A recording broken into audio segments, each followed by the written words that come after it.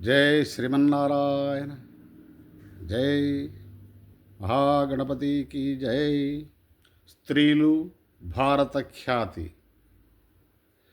తల్లిదండ్రుల ఎండ పిల్ల చేష్టలు చూసి ప్రమదంబు చేకూర్చు బాల్యమందు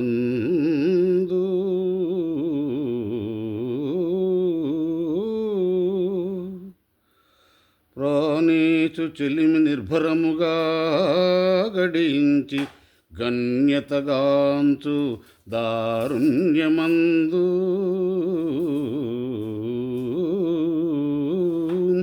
శిశుపోషణము భర్త సేవ ప్రజాధృతి పాలనగును ప్రౌఢకాలమందు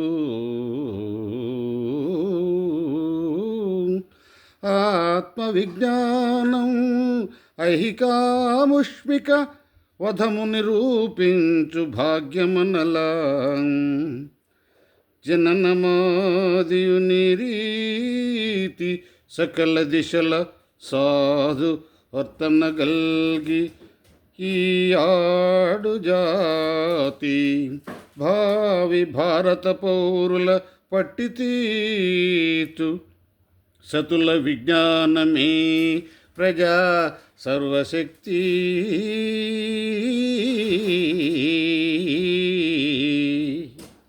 భారత స్త్రీలు బాల్యమందు తల్లిదండ్రుల అండలో పిల్లచేష్టలు చేస్తూ ప్రమదంబు చేకూర్చెదరు. తరుణ వయస్సులో భర్తతో చిలిమి నిర్భరముగా గడించి గణ్యతగాంచెదరు. ప్రౌఢకాలమందు శిశుపోషణము, భర్త సేవ, ప్రజలకు ధైర్యమసగుట మొదలగు సేవలు చేసెదరు. ఆ తరువాత ఆత్మవిజ్ఞానముతో బాటు ఐహిక ఆముష్మిక పదములు నిరూపించెదరు.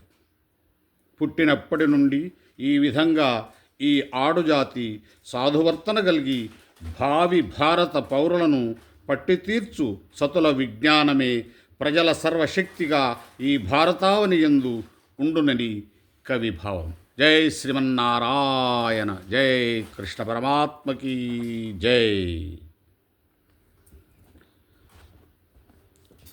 శ్రీరాముడు ఆదర్శ పురుషునిగా రూపుదిద్దుకున్న ధర్మమూర్తి.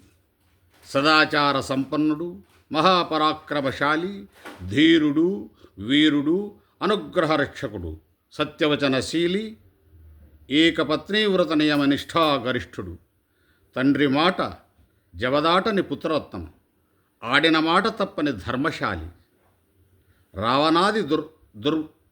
రావణాది దుష్ట రాక్షస గణములను వధించి ధర్మపాలన చేసి ధర్మాత్ముడు, మూడు లోకాలకు సుఖశాంతులు ప్రసాదించిన అవతారమూర్తి ఆయనే శ్రీ మహావిష్ణువు. అలాంటి మహనీయుని దివ్య చరిత్ర రాసి అక్షర తపస్వీకం అని నారదుడు అంతర్ధానమయ్యాడు. నారద మహర్షి మాటలు వాల్మీకిని కొంత ఆలోచింపచేసినవి. శ్రీరామకథను మననం చేసుకుంటూ భరద్వాజునితో ముచ్చటిస్తూ ఆశ్రమం చేరాడు. జై శ్రీరామ్. జై శ్రీమన్నారాయణ. జై శ్రీమన్నారాయణ.